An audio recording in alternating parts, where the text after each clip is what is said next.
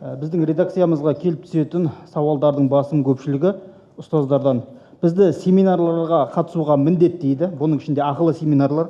Сонымен қатар 8 мың мен 12 мыңға дейін газет журналға мәжбүрлі түрде жаздырады. Ал енді семинарға барған, облыстарға жаңағы семинарға барған шығындарды сұрайтын болсақ, шығаратын болсақ, қудалауға ұшыраймыз дейді. Енді бізге белгілі мұғалім мәртебесі, ұстаз мәртебесі туралы заңның. Бұл заңның сонда тек қағаз жүзінде ғана орындалып жатқаны ма? Жалпы біз бұл туралы бұған дейін де бірнеше рет ескерту жасап айтып отырамыз.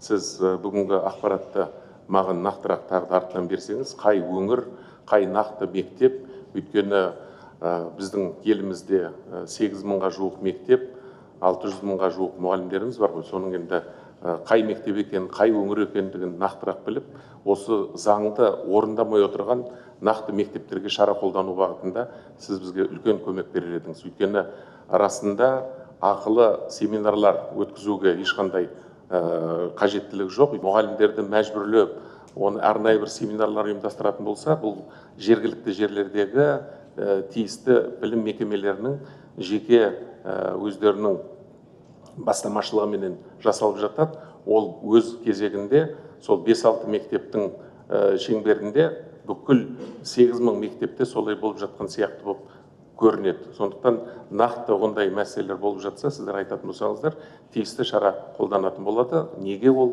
мәжбүрлеп жатыр, оның қажеттілігі қандай, неден туындап жатқандығын біз анықтап отырамыз. Қазір мысалы тіпті қосымша қазір әкімдіктер маған баяндап отыр.